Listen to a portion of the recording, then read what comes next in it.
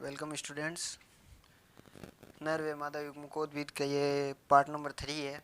Part number 2 में हमने जो नर जननांग है उसके बारे में पढ़ लिया था और नर युग्मकोद्भिद का विकास इसके बारे में पढ़ा था इससे पहले 2 भागों में। और अब है जायांग। तो जायांग सबसे पहला पॉइंट है मादा जननांग होता है।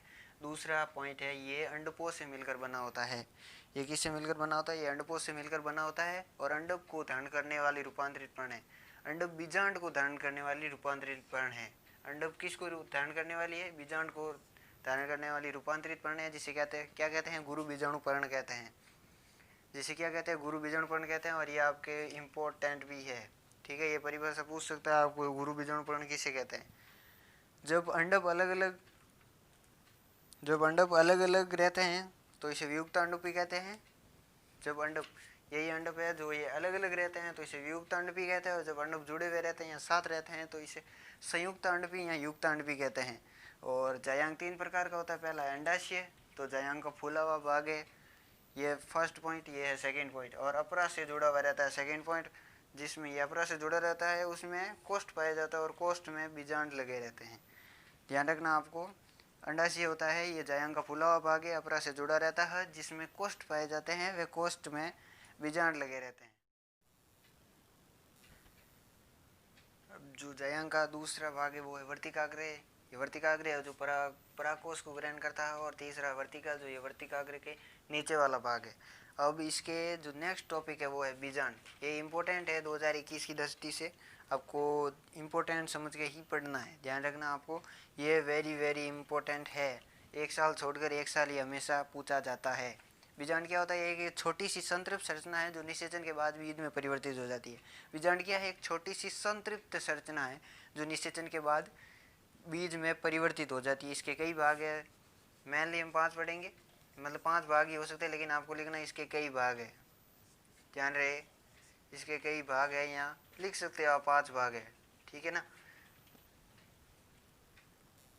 तो चलिए आगे बढ़ते हैं। बीजांड पढ़ लिया था, बीजांड के भाग पढ़ रहे हैं। तो बीजांड का पहला भाग है बीजांड वर्त।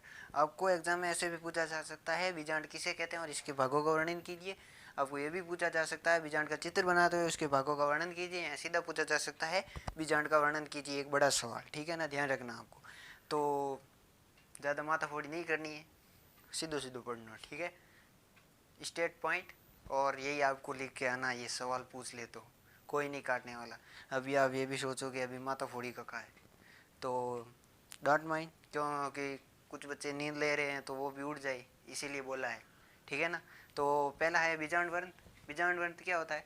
बीजांड एक डंठल नुमा संरचना के द्वारा अपरा से जुड़ा रहता है। आप अपनी किताब में चित्र देखना, एक डंठल नुमा संरचना होगी जो बीजांड से जुड़ी हुई रहती है, जिसे क्या कहते हैं? बीजांड वृंत। क्या कहते हैं? जिसे बीजांड वर्त। और जिस स्थान से बीजांड वृंत से जुड़ा रहता है, जिस स्थान से ये बीजांड होता है ये वृंत से जुड़ा रहता है, इसीलिए इसको बीजांड वृंत कहते हैं। वृंत से जुड़ा रहता है उसे क्या कहते हैं? या तो कहते हैं नाभिका या कहते हैं आइलम। नाभिका या आइलम, आपको ध्यान रखना है। जिस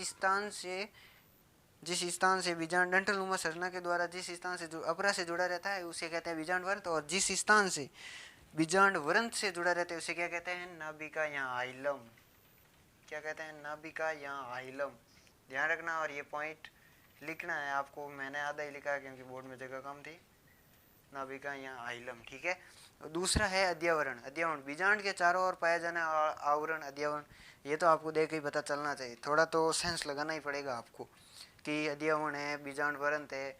तो आपको ये नहीं आता, ये परिभाषा याद नहीं रहती, तो आप ये भी लगा सकते हो बीजांड वरण से जुड़ा रहता है जिसे बीजांड वरंत कहते हैं। ये छोटी सी परिभाषा आपको लिख के नहीं आनी है, ठीक है ना। ध्यान रखना, आपको तो पूरा याद करना है क्योंकि इससे शॉर्ट कोई नहीं लिख सकता, ठीक है। और दूसरा है अध्यावरण। तो अध्यावरण बीजांड के चारों ओर पाए जाने वाला आवरण अध्यावरण कहलाता है। ये निषेचन के बाद बीज चोल का निर्माण करता है। ये क्या करता है? निषेचन के बाद बीज चोल का निर्माण करता है।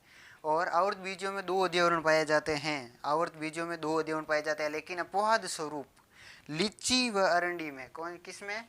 लीची व अरंडी में